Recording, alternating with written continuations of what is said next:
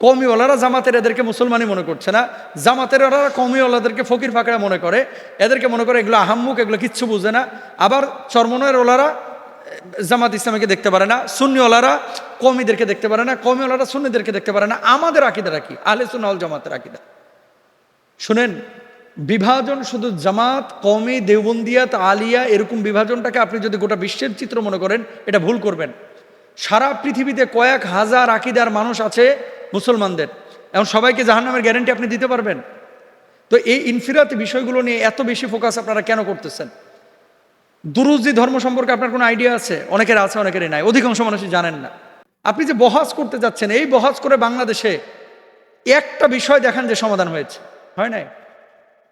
তাহলে আলেমদের বিষয় আলেমদের মধ্যে রাখা উচিত। এখানে একটা গুরুত্বপূর্ণ বিষয় লিখেছেন যে মোহতারাম, কালকে এক সেমিনারে আল্লামা মামুনুল হক সাহেব খুব কাঁদলেন এবং তার ভিতরের আকুতিগুলো প্রকাশ করলেন। সম্প্রতি দেখা যাচ্ছে আকীদাগত বিষয় নিয়ে আবার ধাক্কাধাক্কি খুব বেশ জোরালোভাবে শুরু হয়েছে। এমত অবস্থায় আমরা সাধারণ মানুষ যাব কোথায় আপনারা যদি এভাবে ধাক্কাধাক্কি করেন? আসলে যদিও প্রশ্নটা সোশ্যাল মাধ্যমে বা অনলাইনে আমার কাছে এসেছে, কিন্তু বাস্তবতা এটাই। ওয়ান উম্মাহ কনসেপ্ট, মানে সারা পৃথিবীর মুসলমানরা একটা দেহের মতো, আল মুসলিমু কাজাসাদিন ওয়াহেদ। এখন আকীদাগত বিভাজন এটা কিন্তু প্রতিটা দেশেই আছে। এটাকে যখন আপনি বড় করে দেখবেন, তখন কিন্তু ইসলামের বড় সড়ো ক্ষতির সম্মুখীন হতে হবে এবং হবে। আচ্ছা, অনেকে বলে থাকেন যে বাংলাদেশ জামাতে ইসলামী হচ্ছে ইসলামের জন্য সবচেয়ে বড় ক্ষতির কারণ। কেউ কেউ তো কাপড়ও খুলতে যাচ্ছেন।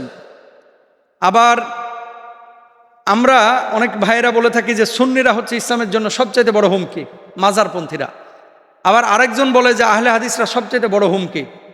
তো জামাতে ইসলামী হুমকি, সুন্নি হুমকি, কওমি কি বলে আহলে হাদিস হুমকি, কওমি হুমকি, ওই হুমকি, সেই হুমকি, এই হুমকি।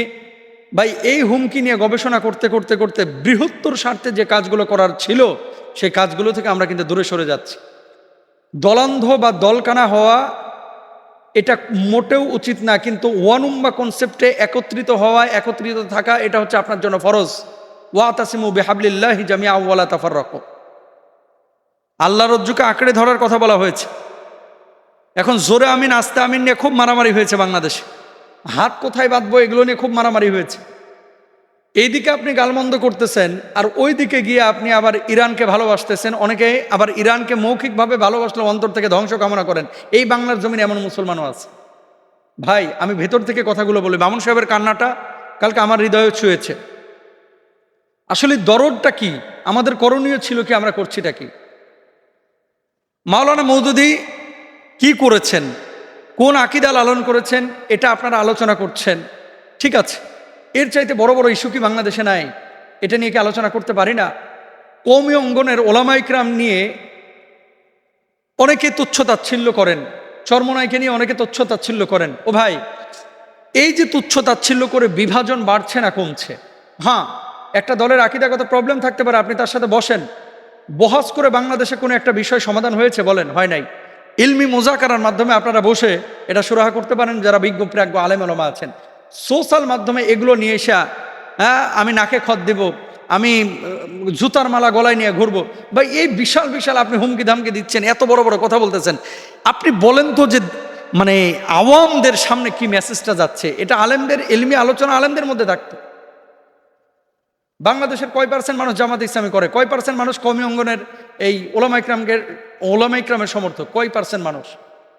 বাংলাদেশের অধিকাংশ মানুষ তারা চায় যে শুদ্ধভাবে নামাজ পড়বো, আল্লাহ বিল্লাহ করবো, শুদ্ধ আকীদা নিয়ে কবরে চলে যাব, তাই না? এর বেশি কিন্তু মানুষ চায় না। সাধারণ মানুষের কথা বলতেছি আমি। আবারও বলি, ইলমি মুজাকারা যেগুলো হচ্ছে এগুলো আলেমদের মধ্যে থাকুক, এগুলো সোশ্যাল মাধ্যমে নিয়ে আসার বিষয় না।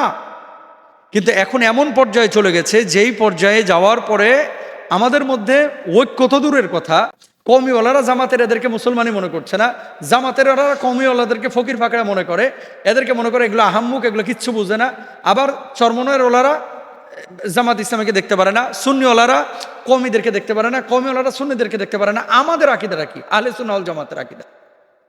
শুনেন, বিভাজন শুধু জামাত, কওমি, দেওবন্দিয়াত, আলিয়া এরকম বিভাজনটাকে আপনি যদি গোটা বিশ্বের চিত্র মনে করেন, এটা ভুল করবেন। সারা পৃথিবীতে কয়েক হাজার আকীদার মানুষ আছে মুসলমানদের। এখন সবাইকে জাহান্নামের গ্যারান্টি আপনি দিতে পারবেন? তো এই ইনফিরাতি বিষয়গুলো নিয়ে এত বেশি ফোকাস আপনারা কেন করতেছেন? দুরুজি ধর্ম সম্পর্কে আপনার কোনো আইডিয়া আছে? অনেকের আছে, অনেকেরই নাই, অধিকাংশ মানুষই জানেন না। আলহামদুলিল্লাহ আপনার 28-29টা দেশ ঘোরা হয়েছে। আমি আলেমদেরকে বলবো, যাদের সামর্থ্য আছে একটু বিশ্বটা দেখেন। আকীদা শুধু কিতাবের পাতায় পড়েন না, একটু চোখেও দেখে আসেন যে কত ধরনের বিভাজন মুসলমানদের মধ্যে আসছে। কিন্তু অমুসলিমদের মূল টার্গেট, ওরা কিন্তু চাচ্ছেও এরকম মুসলমানরা বিভাজন হোক। বিভাজিত হলে তাদের আঘাত করাটা সহজ হয়ে যায়। 5টা আঙ্গুল যখন একত্রিত হয়ে মুষ্টিবদ্ধ রূপ হয়, তখন কিন্তু এটা মানে একটা শক্ত মজবুত ভিত তৈরি হয়। 1000টা ইট দিয়ে যখন একটা দেয়াল হয়, ঘুষি মেরে দেয়ালকে ফেলে দেওয়া যায় না। 100টা সুতা দিয়ে যখন একটা রশি বানানো হয়, এটাকে ছিঁড়ে ফেলা যায় না। কিন্তু একটা ইট ফেলে দেওয়া যায়, একটা আঙ্গুল ভেঙে ফেলা যায়, একটা সুতা ছিঁড়ে ফেলা যায়। সারা পৃথিবীর মুসলমানদের ভিতরে শিয়া সুন্নি সহ দুরুজি, তারপরে হাম্বলি, শাফি, মালিকি, হানাফি, কত ধরনের বিভাজন আমরা তৈরি করেছি। আকীদাগত বিভাজন আমরা থাকতে পারে। আপনি দেখেন যে সে আল্লাহ রাসূলকে মানে কিনা, সে এক কোরআনে বিশ্বাস করে কিনা, সে এক আল্লাহ বিশ্বাস করে কিনা, আমার নবীকে নবী হিসেবে মানছে কিনা, আখিরাতকে বিশ্বাস করছে কিনা, ইমানের মৌলিক পাঠগুলো তার ভিতরে আছে কিনা। যদি থাকে ভাই একটু মেনে নেন না। বৃহৎ স্বার্থে এদেশে সুদ, ঘুষ, জেনা, ব্যভিচার, তারপরে কি বলে